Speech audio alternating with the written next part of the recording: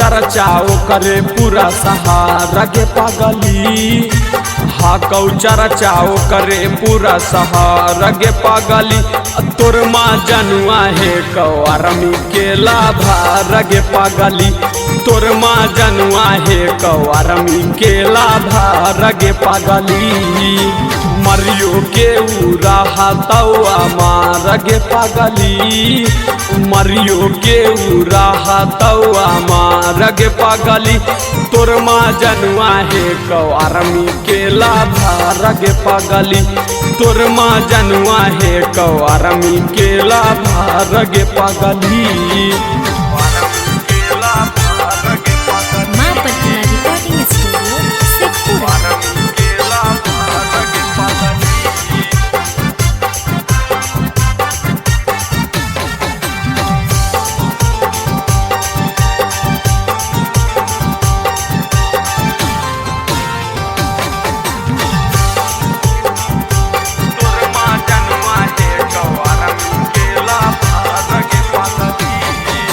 भारत माता के हाकौ शान गे जानू हो करा पूरा जहान गे। करैन छौड़ी इतना गुमान गे हमर बतिया तोहू ले मान गे।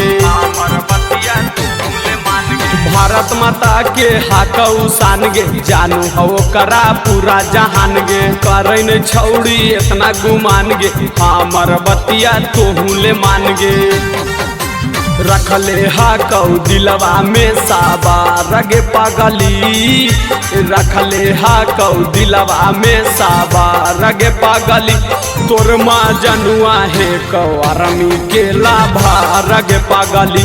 तोर माँ जनुआ है कौरमी के लाभार गे पागली।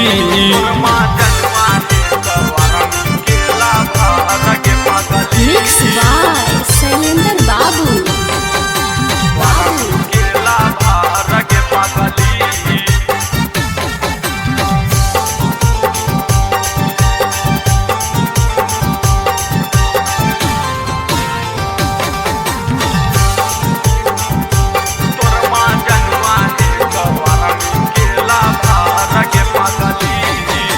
करो रक्षा दिन और रात के सत्याजित के मानी ले बात गे। एक बेरी पकड़ के देखी ले हाथ गे कबो न छोड़तौ तोरो साथ गे।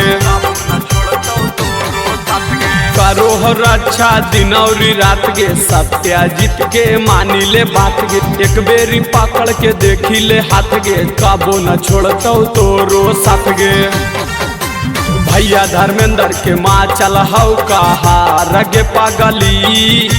मंटू मुनमा के माँ चल हौ कहा रगे पागली। तोर माँ जनुआ है कौरमी के लाभार गे पागली। तोर माँ जनुआ है कौरमी के लाभार गे पागली।